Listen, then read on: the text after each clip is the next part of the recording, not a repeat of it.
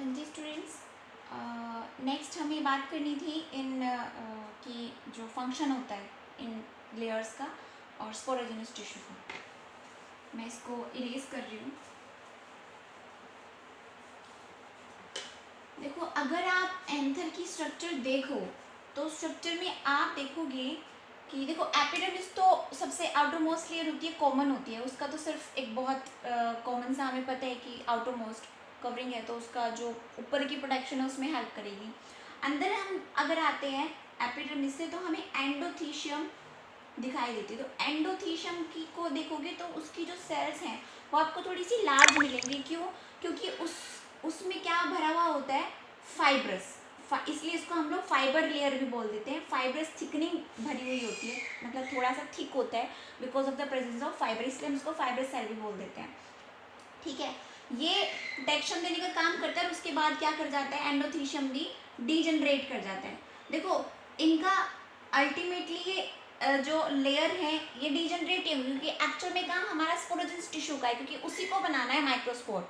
Okay, उसके बाद हम लोग मिडिल लेयर्स पे आते हैं। मिडिल लेयर्स भी क्या करती है, नरिशमेंट प्रोवाइड करती है मिडिल लेयर्स, और उसके बाद क्या करती है, डीजनरेट हो जाती है। मतलब बेसिकली अगर हम लोग बात करें तो एपिडर्मिस, एंडोथीशियम और मिडिल लेयर्स, इनका काम तीनों का क्या है, प्रोटेक्शन और इनके साथ साथ में थोड़ा बहुत नरिशमेंट प्रोवाइड करना। ओके, उसके बाद हम लोग बात करते हैं टैपिटम की। टैपिटम काफी इंपॉर्टेंट स्ट्रक्चर है अगर आप देखो तो।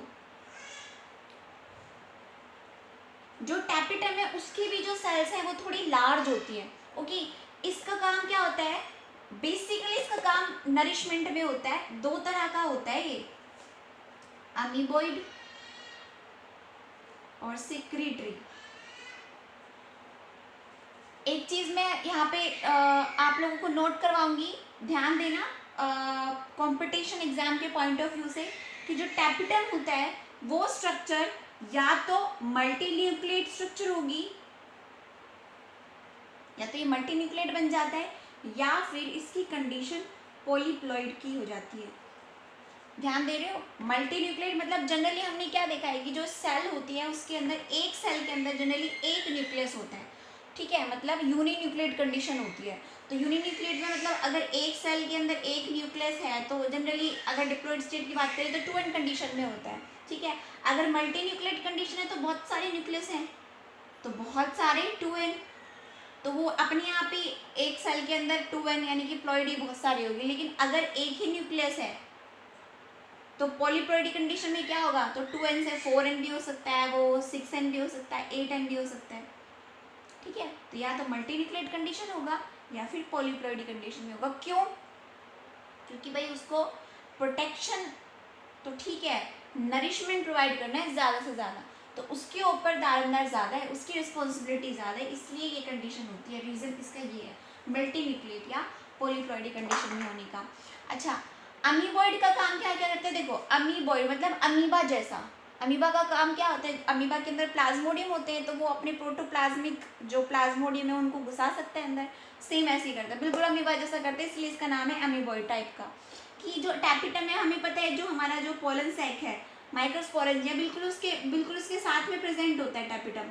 तो अमीबॉइड वाले का काम क्या होता है, अंदर घुस जाना, उसके अंदर घुस के नरिशमेंट प्रोवाइड करता है कि भाई इंश्योर करना है कि भाई स्पोरोजेनस टिश्यू को क्या मिल रहा हो, नरिशमेंट मिल रहा हो। तो अमीबॉइड अमीबा की जैसे अंदर घुस के प्लाज्मोडियम से अंदर घुस जाता है। और सिक्रेटी मतलब सिक्रेट करने वाला कुछ ना कुछ, कि ये इंश्योर करता है कि भाई मैं बाहर ज़्यादा से ज़्यादा नरिशमेंट न्यूट्रिएंट सिक्रीट करूँ जिससे स्पोरोजेनस टिश्यू की ग्रोथ हो। ठीक है, तो ये तो अंदर घुस के करेगा और ये बाहर ही कुछ ना कुछ सिक्रीट करके करेगा। ओके, तो टैपिटम के फंक्शन नरिशमेंट में, साथ में इसके और भी बहुत सारे फंक्शन होते हैं टैपिटम में। अगर हम लोग बात करें, जो पोलन किट होती है, जो इंसेक्ट से जो पॉलिनेटेड पोलन ग्रेन्स होते हैं ना, उनके ऊपर कुछ चिपचिपा सा जो सब्सटेंस होता है वो बनाने में हेल्प करते हैं। उसके अलावा जो एग्जाइन होता है पोलन ग्रेन की सबसे आउटर मोस्ट लेयर होती है, इसके बारे में बात करेंगे, वो भी फॉर्मेशन में हेल्प करते हैं। ठीक है, बहुत फंक्शंस होते हैं इसके। अब हम लोग बात करते हैं, ये माइक्रोस्पोरेंजियल वॉल की बात हो गई उसमें। अब हम लोग नेक्स्ट बात करते हैं, हमारे पास बचा स्पोरोजेनस टिश्यू। ध्यान देना इस पर, स्पोरोजेनस टिश्यू है अब जैसे जैसे एंथर ग्रो करेगा वैसे वैसे स्पोरोजिनस जो टिश्यू में जो सेल्स हैं वो करेंगी डिवाइड करती रहती है। जैसे जैसे एंथर बढ़ेगा ये भी बहुत रैपिडली डिवाइड करेंगी और अपना नंबर इंक्रीज करेंगी, और अल्टीमेटली जो स्पोरोजिनस जो सेल्स हैं वो किसका काम करना शुरू कर देंगी, माइक्रोस्पोर मदर सेल का काम करना शुरू कर देंगी, माइक्रोस्पोर मदर सेल, या फिर हम नाम दे देते हैं pollen mother cell, PMC। Microspore की मम्मा मतलब ये मदर सेल जो माइक्रोस्पोर को बनाएगी, microspore mother cell, pollen grain की मम्मा मतलब पोलन ग्रेन को पोलन मदर सेल बनाएगी, ठीक है।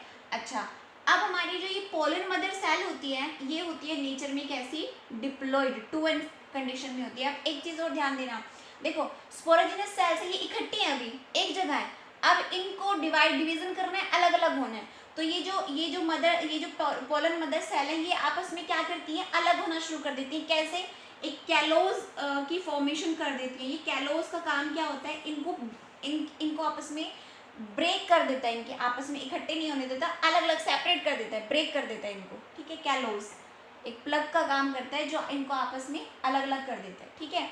अब ये पोलन मदर सेल अलग अलग हो जाएंगी और राउंड ऑफ कर लेंगी खुद को, यूं गोल गोल उसमें round of, okay, round of कर लेंगी। अब इनके अंदर क्या होगा, इनके अंदर शुरू हो जाएगी मियोसिस। ध्यान दे रहे हो, स्पोरोजिनस टिश्यू डिवीजन हुआ, simple mitosis division, mitotic division चल रहा है इनके अंदर, ठीक है। माइक्रोस्पोर मदर सेल बन गई। अब इनके अंदर क्या होगा, इनके अंदर होगा मियोसिस। अब मियोसिस होगा तो 2n कंडीशन में है, तो जो भी स्ट्रक्चर बनेगी वो कैसी आएगी, हैप्लॉइड। और जो स्ट्रक्चर बनती है उसको हम लोग नाम क्या देते हैं, माइक्रोस्पोर मदर सेल से जो बनेगा दैट इज माइक्रोस्पोर, या फिर हम लोग नाम देते हैं उसको पोलन ग्रेन, ठीक है, और पोलन ग्रेन, जिसकी प्लॉइडी कैसी होगी, एन, क्योंकि मियोसिस हो रहा है तो 2n में मियोसिस होगा तो क्या बनेगा, एन, ठीक है।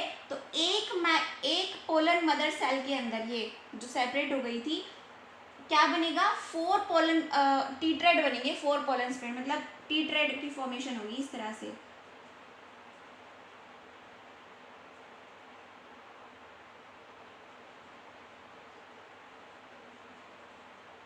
टीट्रेड मतलब एक पोलन मदर सेल के अंदर 4 माइक्रोस्पोर बनेंगे, बाद में ये भी अलग अलग हो जाते हैं, ठीक है, लेकिन जब फॉर्मेशन होगी तब इकट्ठे।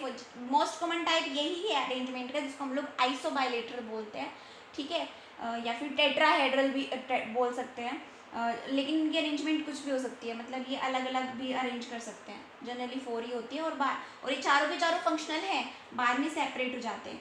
तो अब मेरे ध्यान दे रहे हो, माइक्रोस्पोर मदर सेल से माइक्रोस्पोर बनने को, या पोलन मदर सेल से पोलन ग्रेन की फॉर्मेशन जो होती है उसको हम लोग नाम क्या देते हैं, इस प्रोसेस को हम लोग नाम क्या देंगे, ये प्रोसेस नाम क्या है इस प्रोसेस का, माइक्रोस्पोरोजेनेसिस। इस प्रोसेस का नाम क्या है, माइक्रोस्पोरोजेनेसिस, मतलब माइक्रोस्पोर की जेनेसिस, मतलब माइक्रोस्पोर की फॉर्मेशन। किससे, और बहुत सिंपल है, देखो स्पोरोजिनस टिश्यू माइटोटिक डिवीजन कर रहा है, माइक्रोस्पोर मदर सेल बन गई, ठीक है, उसके बाद सीधा इनके अंदर मियोसिस हो जाएगी और क्या बन जाएंगे, माइक्रोस्पोर, जो कैसे होंगे, हैप्लॉइड, ठीक है।